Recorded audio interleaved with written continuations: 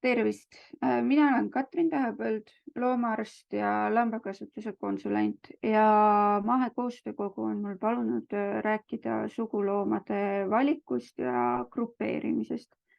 Et kuidas siis otsustada, millised loomad panna paaritusse, millised uted jäävad kokku. Et vaatame siis põhilised kriteeriumid üle. Eks igalühel on kindlasti individuaalseid asju ka, mida nad soovivad oma karjades jälgida. Aga siin on siis üldised soovitused niimoodi loomaarstlikust vaatepunktist vaadates, et mida võiks jälgida. Põhikarja loomade valiku puhul siis me lähtume kahest asjast, et ühest küljest, et kas sa alles alustad loomapidamisega, et sellisel juhul on tarvis teha suuremad valikud, et mis tõuguloomad, milline välimik teile meeldib, kui suuri loomi te tahate, eks, et lamba suurus võib seal varieeruda 40 kilost 100 kiloni. Kui palju tallesid te keskmiselt ute kohta soovite, kui palju loomi teil maa mõttes kannatab, et kui palju teil on enda maad, kui palju on rendimaad. Et klassikaline küsimus on, mitu looma hektari kohta võib Eestis pidada ja kahjuks minu vastus on, et see vahemik on kuskil 2–10 looma hektari kohta. See väga palju oleneb sellest, et kas teil on mingisugused alvarid, mida te peate hooldama või teil on intensiivsed rohumaad või näiteks viljavahelduspõllud, kus te oma loomi karjatate. Et seda siis tuleks alati vaadata individuaalselt iga farmiga eraldi. Te peate arvestama sellega, kui palju on teil sööta talveperioodiks, laudaruumi, aega, ehk siis, et mida intensiivsem tõug, seda rohkem te peate kulutama aega, seda täpsem peab olema teie sööt, mida te varute. Sest et tõenäoliselt üks loomad nõuavad paremat sööta, tõenäoliselt on poegimisel rohkem abistamist tarvis. Siinkohal eks ka see, et kui palju loomi te võtate, et kui teil näiteks puudub ka varasem loomapidamiskogemus, et võib-olla oleks alustada mõistlik väiksema kambaga, et õpite oma loomi tundma, õpite seda igapäevast loomadega majandamist ja siis kasvatate vaikselt oma karja nii suureks, kui teil soov või maa ja lauda võimalused lubavad. Ja loomulikult tuleb ka siis mõelda, et milleks te neid loomi võtate, et kas te tahate lemmikloomaks, kas te tahate villa toota, tahate te liha toota, tahate te neid maahoolduseks, eks, et sellisel juhul võib-olla ei ole vaja kõige intensiivsemat tõugu valida. Et kõigepealt tuleb endale see plaan paika panna, mida te ootate oma loomadelt ja mida teil pakkuda on. Et kui see kõik on juba paigas, siis saab edasi hakata vaatama. Et siis loomade valik võib olla päris suur ja lai, keda sinna lauda alla võtta endale. Ja loomulikult siis, kui te olete juba mitmendat aastat loomapidaja, siis tuleb meil nende loomade seast valida ikkagi välja need, kellega jätkata. Et kõik loomad kahjuks, kas siis tervislikel või tootmistulemuste tõttu ei peaks järgmisesse aastasse edasi tulema, et kui me tegeleme tootmisfarmiga, siis need otsused peavad kahjuks ka olema ratsionaalsed, et me peame mõtlema, millised loomad toodavad seda, mis meil vaja on ja niimoodi, et meil oleks võimalikult lihtne. Lemmikloomade ja karjade puhul ma siis lähtuks põhiliselt valikuid tehes looma tervislikust seisundist ja osade tingimuste puhul on nii, et loom ju iseenesest karja võib edasi jääda, aga võib-olla ei oleks teda mõistlik paaritada rohkem.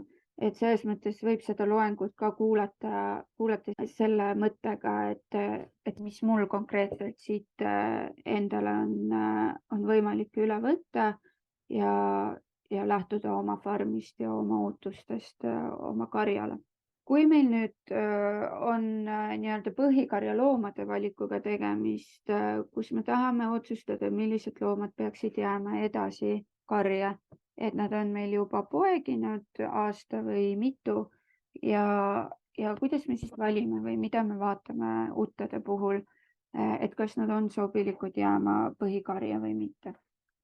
Esimene asi, millele te peate muidugi mõtlema, enamasti neid valikuid tehakse sügisel, aga tegelikult eks eeltöö hakkab juba oluliselt varem eelmise aasta poegimisega pihta. Aga sügisel me teeme siis viimased otsused ja põhiliselt, millest te peate lähtuma, et kui palju me saame üldse jätta farmi, kui palju on meil talvesööta, kui palju on meil ruumi, et esimesed kriteeriumid edasisele valikule loob see, et klassikaliselt arvestatakse, et vähemalt 2 rulli sööta looma kohta peaks talveperioodiks olema, et siis peaks enam-vähem välja tulema. Loomulikult oleks hea, kui oleks väike varu ka. Nüüd me peaksime karja jätma loomulikult ainult kõige paremad loomad ja siin ei tohiks lähtuda sellest, et kes on kõige paksem ja ilusam, sest et tihtipeale kõige paksemad ja ilusamad loomad on need, kes ei ole meile tegelikult talle toonud eelmisel aastal. Et Eesti lambakasvatuses me ikkagi lähtume pigemini sellest, et karjad on lihaloomad. Kui meil oleks piimakari, siis me vaataksime siia juurde eks piima tootlikkust ja muid selliseid faktoreid ka. Aga Eesti klassikalise farmi puhul me siiski lähtume sellest, et tegemist on lihaloomadega. Ja kui see lihaloom või nii-öelda tootmisutt ei ole suutnud meile isegi ühte korralikku talle tuua, ehk siis selle talle kasvatamise perioodi jooksul, siis olgu, kui tegemist on noorutega, kes oli esimest korda paarituses, siis me võime selle talle andeks anda ja anname talle ühe võimaluse veel. Kui tegemist on ikkagi juba kogenud tutega, siis ei ole võib-olla mõistlik seda looma edasi karja jätta. Lisaks sellele, et on juba pool aastat niisama söönud teie rohtu, siis kuna ta on väga heas konditsioonis, tõenäoliselt me räägime siis siin kehakonditsioonist sihuke 4, võib-olla juba 4,5, siis on tema jaoks juba tiinestumine nagunii keerulisem. Aga mida me siis veel vaatame uttade puhul? Kindlasti vanust, eelnevate aastate tulemusi, mis ta sel aastal on teinud, üldist välimikku, et kas ta meeldib meile või ei. Ja kindlasti siis udaraid ja hambaid ka. Vanuse poole pealt siis, et tegelikult lambad ja kitsed ka võivad elada ilusti ka üle 10 aasta. Aga küsimus nüüd on, et kui meil on tootmiskari, et mis see keskmine on, siis üldiselt öeldakse, et alates 5.–6. eluaastast loomade tootlikkus hakkab langema. Et nad vajavad natuke paremat toitu tallede üleskasvatamiseks kui nooremad loomad. On suurem võimalus, et sinna udarasse on jäänud ikkagi mingisugune probleem, mida me kompides ei tuvasta või katsudes või see ei ole meil märkmetes kirjas. Ja hammaste olukord võib kiiresti selle järgmise tootmistsükli ajal muutuda. Ehk siis nad võivad kaotada mõne purihamba või kaotavad eest lõikehambaid ja see tähendab, et nad ei saa edasi enam korralikult toituda, kuna purihambad kasvavad elu läbi. Ja kui siis meil näiteks ülevalt loom kaotab 1 või 2 purihammast, siis alt need vastas olevad purihambad enam ei kulu. Ja kasvavad ja hakkavad üks hetk põske või igemetesse sisse lõikama ja see teeb loomale nii suurt valu, et ta ei suuda enam süüa ja korralikult mäluda toitu ja vaikselt siis nii-öelda hääbub ja kurtub ära. Et me siis 5.–6. eluaastast hakkame märksa rangemalt loomadele otsa vaatama, et kas nende kehakonditsioon on võrreldav teiste karjas olevate uttedega, kuidas nad on oma talled üles toonud, mitu talle ja kuidas nad taastunud on näiteks laktatsioonist. Ehk siis pärast võõrutust, kas nad on ilusti suutnud oma konditsiooni taastada. Lisaks vanusele oleks siis vaja vaadata ka eelnevate aastate tulemusi. See muidugi tähendab seda, et peaks olema andmed kirja pandud.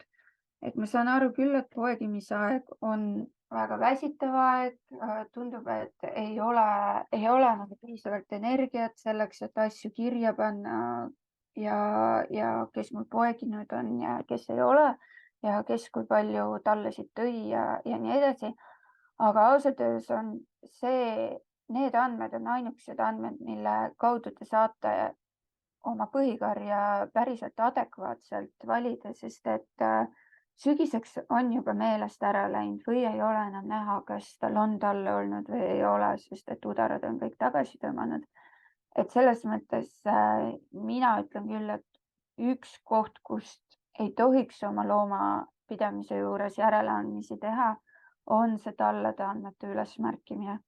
Sinna siis tavaliselt märgitakse üles poegimiskuupäev, tallede numbrid ja sood. Talle numbri puhul siis, et kui ei pane kohe PRIA märki, et siis karjamärgi võiks ikka panna, näiteks osta Skandagrast need kõrvamärgid ja panna mõlemasse kõrva see ka. Kui on aega võimalust, siis sünnikaal ja lisaks siis kas oli poegimisega mingisuguseid probleeme, kas oli utal mõni surnud tall, eks, et need andmed, mis tihtipeale tegelikult PRIA-sse edasi ei jõua, siis endal võiks vähemalt vihikus kirjas olla, et teaksite päriselt, mis selle loomaga toimus.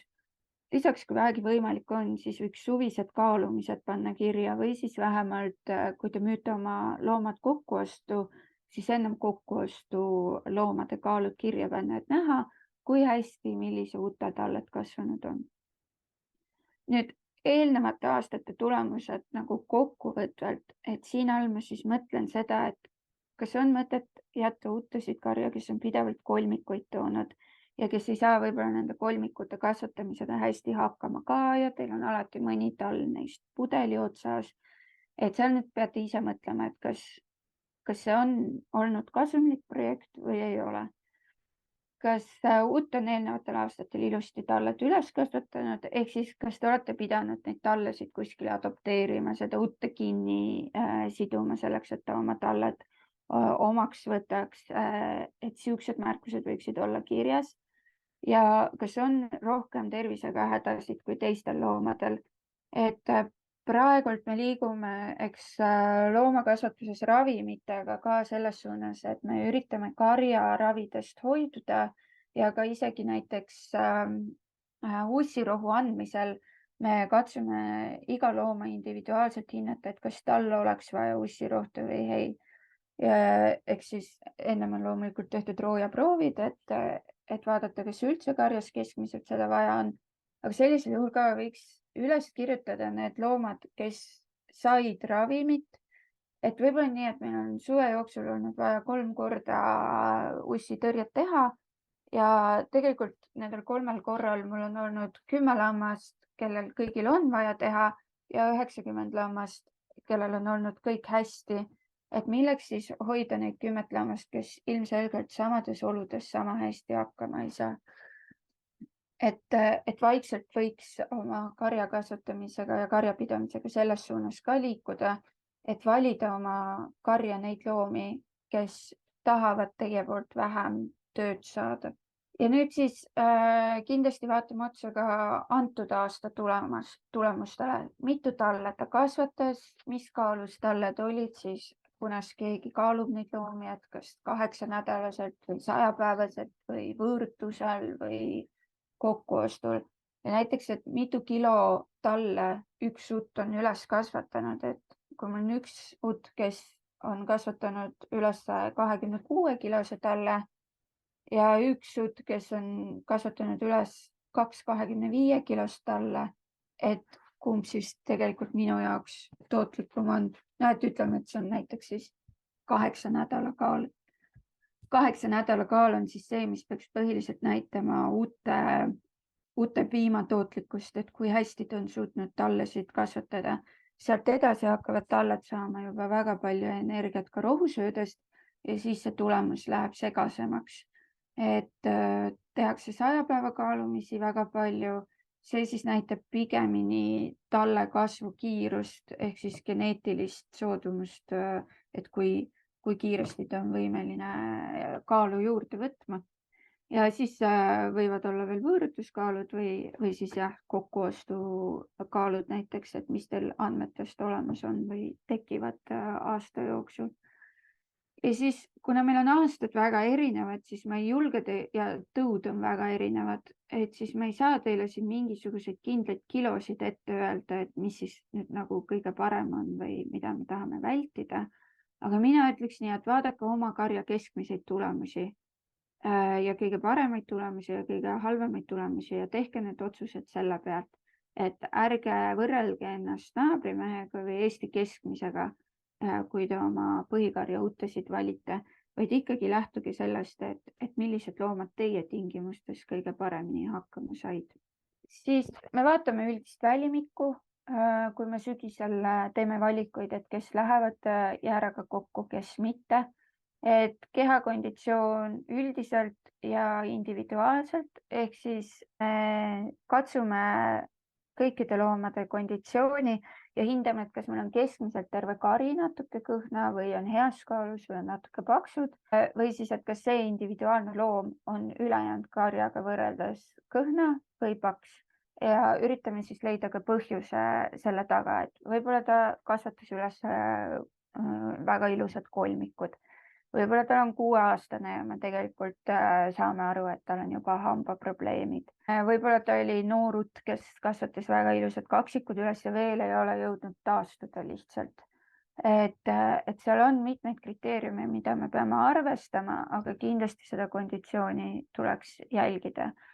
Villaku väljanägemine annab meile märke looma üldtervisest jälle, et kui ta on kõhn ja villak on ka terve, siis ilmselgelt midagi teda vaevab. Küsimus nüüd on, et mis vanuses see loom on, kas me leiame selle probleemi põhjuse üles, kas me saame teda aidata selle juures. Kõhna ute, kui me ei ole kindlad, miks ta kõhn on väga riskantne paaritusse saata, sest et edasi mitte ainult ei pea iseenda konditsiooni tõstma, vaid ta peab hakkama tallesid ka kasvatama. Ja kas meil on nii hea talvesööt, et me suudame sealt selle ute läbi aidata sellest olukorrast, et väga kurb on, kui see ut siis jõuab poegimiseni välja, aga tal sünnivad elujõuetud talled, sest et tal ei ole olnud piisavalt energiat, et neid päriselt korralikult seal oma emakas kasvatada. Või siis on ut nii kõhna, et tal ei ole mingit piima, et neid tallesid sööta.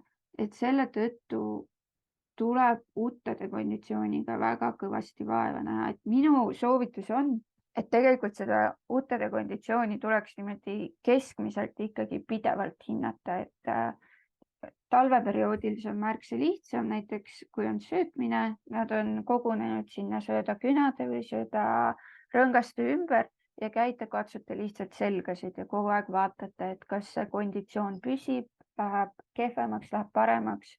Ja siis vastavalt sellele me saame muutusi teha või jätta kõik samaks, sest et kõik on hästi. Ja kindlasti siis vaadata looma üldist erksust, et võrrelda seda karja keskmisega, et kas ta nagu käitub samamoodi, kui teised on sama ergas, vaatab teile otsa, üritab põgeneda, mis iganes. Ja kindlasti siis sügisesel loomade valikul, kuna teil nagunii uted juba käest läbi käivad kõik ükshaaval, siis võiks olla ennem seda tehtud ka parasiidiproov, et näha, kas me saame samal hetkel või kas on vajadust samal ajal viia läbi ka parasiiditõrje.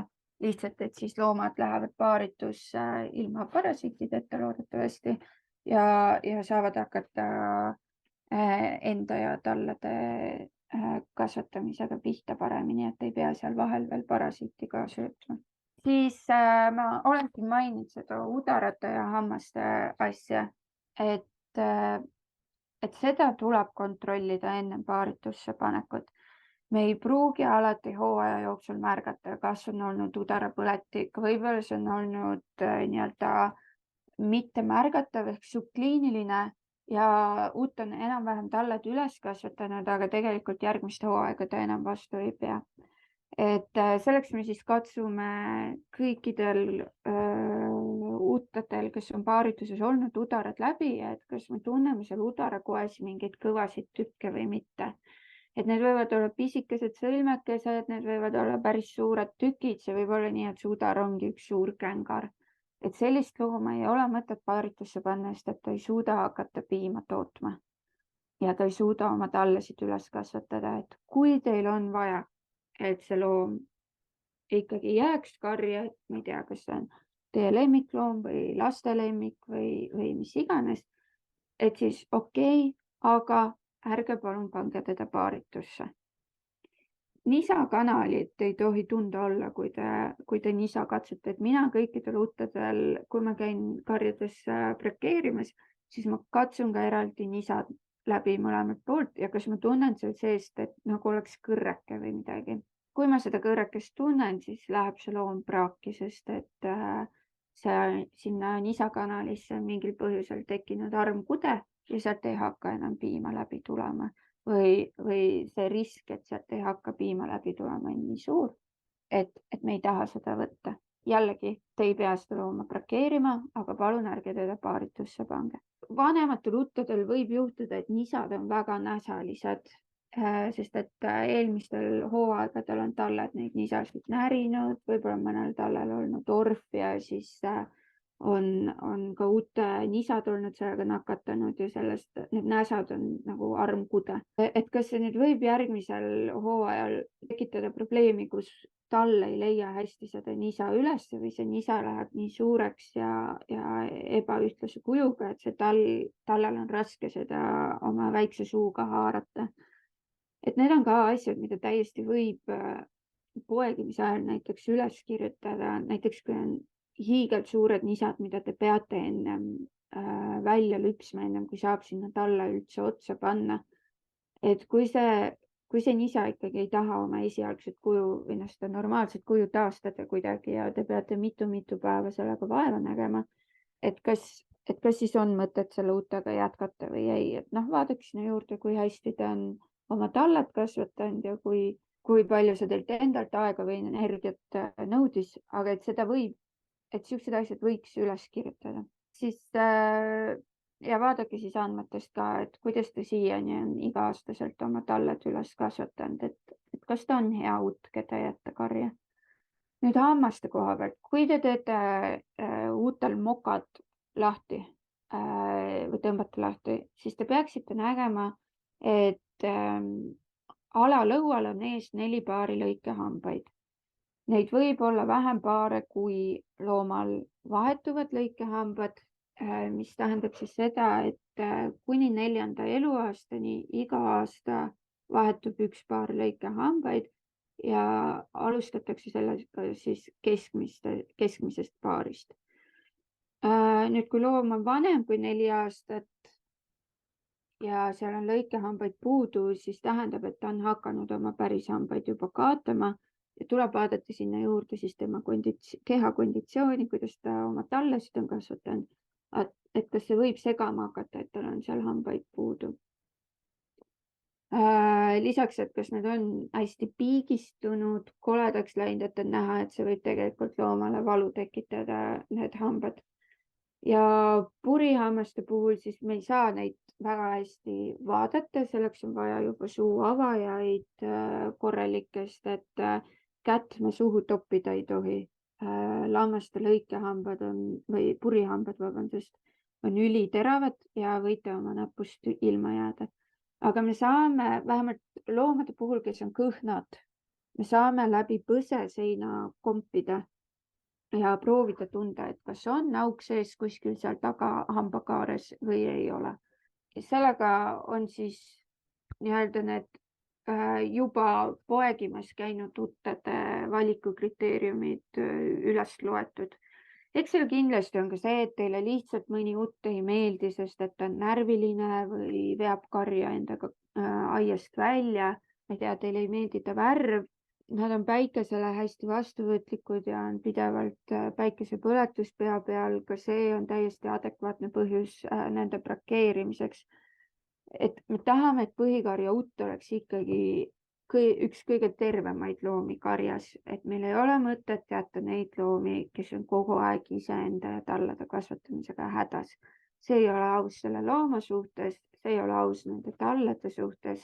Ja teie peate ka arvestama, et teil on tootmiskari, teil niigi kulub väga palju aega söötmisele, sööda kogumisele, aedade ehitamisele, et kas teil on veel loomade ravimisele ja poputamisele ja sellele tallade järgi aitamisele, et kas teil on sinna ka veel seda aega kulutada.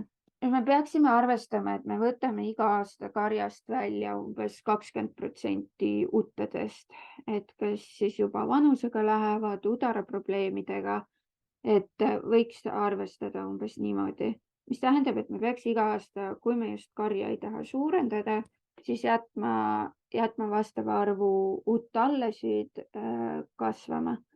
Noh, tegelikult võiks jätta võib-olla mõned rohkem, sest et alati mõni hukkub ettearvamatutel asjaoludel, võib-olla ei kasva nii hästi läbi talve, et seal võiks olla 20% pluss võib-olla veel natukene, lihtsalt et asendada neid, kes selgub, et teile ikkagi väga ei meeldi.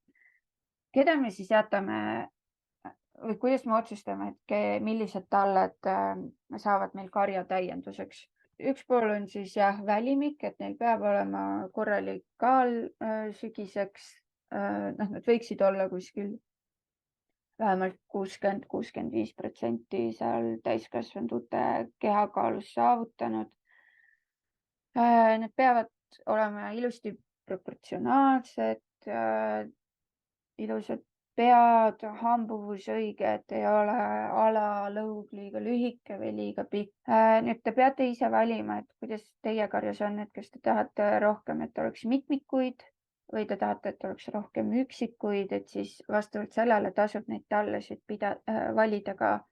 Et kui te tahate, et teie karjas oleks rohkem kaksikuid järgmistes põlvedes, et siis kui teil on valida jällegi ühe 30-kilose uudtalle vahel ja 2 talle vahel, kes on olnud üksiktall ja sul on 2 talle, kes on olnud 28 kilot, aga on olnud õed ja sama uute alt, siis mina võib-olla isiklikult valiks need 28 kilosed, sest et see uut on tegelikult rohkem talle üles kasvatanud ja nemad siis potentsiaalselt pigemini saavad edaspidi ise ka mitmikuid.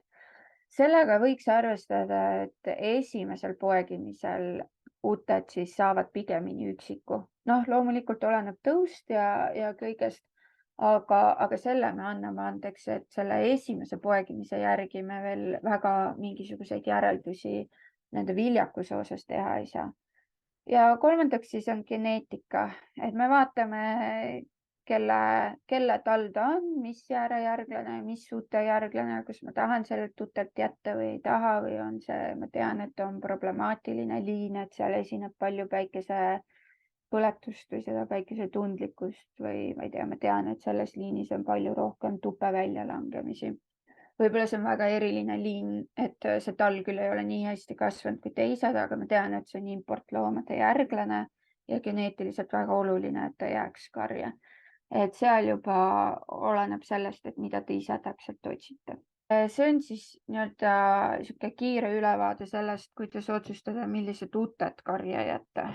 Nüüd, kuidas me üldse paaritusgruppe näiteks moodustame, et selle jaoks kogu see utede valik ju toimubki, et me saaks siis sinna jääre sisse panna, saaksime järgmisel aastal jälle ilusad talled endale.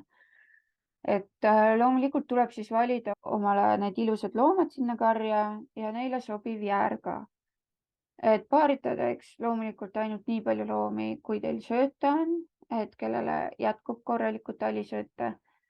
Et need, kes ise enam kasvama ei pea ja kes ei ole tiinad, et nemad saavad natukene kehvema söödaga ka meil talveperioodi läbi aetud. See ei tähenda, et me võime ebakvaliteetset sööta neile pakkuda, aga neil ei ole vaja ei iseennast ega tallesid kasvatada. Uuted võiksid olla paaritusse minnes kehakonditsioon kuskil 3,5 ja seda me üritame siis läbi talve säilitada ka, et nad läheksid poegimisse ka kehakonditsiooniga 3,5, sest et enamasti ikka laktatsiooni ajal, siis kui nad tallesid imetavad, see kehakonditsioon natukene kukub, sest et see on väga intensiivne tootmisperiood utedele.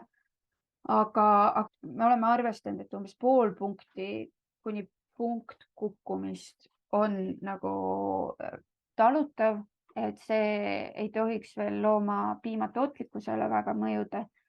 Ja selle tõttu meil ongi vaja, et nad oleksid natukene paremas konditsioonis kui see, kuhu nad kukuvad, eks, et kui ta 3 poole pealt kukub 2 poole peale, siis on ikka veel okei. Aga kui ta kukub 2 poole pealt 1 poole peale, siis tõenäoliselt enam piima nii ei suuda toota nagu vaja oleks, tal on pärast iseenda konditsiooni taastamisega palju probleeme. Et see 3,5 oleks nagu klassikaline kehakonditsioon, mida me tahame utel läbi aasta taga ajada. Jäärad peaksid siis olema kindlasti kuskil 3,5, et pigemini natukene prisked, kui nad lähevad paaritusse, sest et esimesed paar nädalat nad väga ei söö, nad kui ajavad hindlevaid uttasid taga ja teevad oma tööd. Et siis selle tõttu me peame arvestama, et neil peab jõudu ja jaksu olema selle paaritushooaja lõpuni. Ja nad ei tohi ennast väga ära kurnata. Samuti kindlasti ei tohi olla neil lonkeid, parasiidi olukord tuleks ennem üle vaadata. Ja üldse, et kas see jääraga, kas munandid on ilusti turse läinud, nii nagu nad sügisel peaksid ennem paaritust olema, et kas ta on kõik tipp-topp selleks, et paaritusse minna. Jäära valikul siis tuleks lähtuda sellest, et ta ei tohiks olla suguluse suhtedega, keda ta paaritama hakkab. Selleks oleks jällegi hea, et te hoiate mingit süsteemi endal, te teate, kes kus paaritamas on olnud, millise jääraga, mis selle jäära sugupuu on. Jäär peab suuruse mõttes sobima uttedega, et me ei saa panna Eesti maalambale Suffolki jäära peale, sest et need uted ei suuda suure tõenäosusega seda poegimist üle elada. Rääkimata siis nende tallade kasvatamisest veel, et see käib neile natukene üle jõu. Ja siis võikski mõelda, et need uted, kes esimest korda lähevad paaritusse, et neile ei paneks väga suurt jõmakat jäära peale just selle mõttega jälle, et need talled oleksid natukene lihtsamad poegida neile. Et valida siis noortele utedele mõni jäär sellisest tõust, kus on teada, et nagu suuruse poolest sobivad tallad, aga et sobivad ka oma keha kujult ja on siuksed tragid. Vanemate loomadega juba on niimoodi, et sa tõu mõttes ikka pead vaatama, et ei paneks väga väikest utta ja väga suurt jäära kokku. Aga üldiselt, et kui mul on täiskasvanud tekseli utt, siis ma võin talle panna juba jõmaka tekseli jäära peale ka. Et võib-olla seal tuleb natuke Belgia tekseli ja Easy tekseli puhul seda asja mõelda ja vaadata. Aga et ühesõnaga need paarid peavad omavahel sobima ka. Lisaks, milliseid järglaseid te soovite? Kas need järglased lähevad kõik lihaks? Sellisel juhul pange sinna peale mõni väga ilus lihajäär. Kui te tahate põhikarja täiendust ja teil ei ole tõukari, siis otsige nendele utedele, kellelt te tahate ilmselt täiendust jätta, et kelle puhul te teate, et neil on alati ilusad talled, nad on väga head emad, siis pange sinna mõni jäär peale, kes võib-olla ei muudaks nii nende välimikku, et teil kokkuostja ikkagi oleks rahul, aga kes aitaks neil säilitada järgmistel generatsioonidel siis neid häid emaomadusi.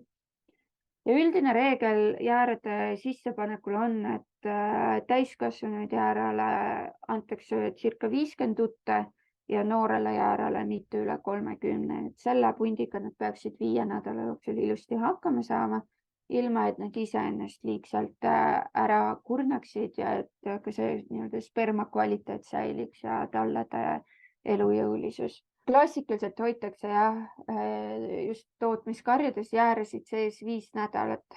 Selle sisse jääb utel 2 hinnaperioodi ja üks normaalne põhikarja tootmisloom peaks 2 hinna jooksul tiineks jääma. Kui tal läheb selleks rohkem aega, siis on tal viljastumisega probleeme. Kui jäära alt on jäänud rohkelt uttesid paaritamata, siis tuleb muidugi jäärale otsa vaadata, et kas ta on suutnud oma tööd korralikult teha või ei. Aga jäärade puhul siis vaadata kindlasti ennem või tegelikult juba kuu või varemgi vaadata, et nad oleks heas konditsioonis. Kui neil tekivad mingid lonked, siis sellega kiiresti tegutseda, mitte mõelda, et ma järgmine nädal vaatan uuesti. Paar nädalat ennem tuleks jälgida, katsuda, et kas munanditega on kõik korras, et sügisesel ajal jäärad nende munandid peaksid, peaaegu tundub, et nad on turse läinud. Nad küll liiguvad seal kotis vabalt, aga see kott peaks ikka niimoodi pungil täis olema.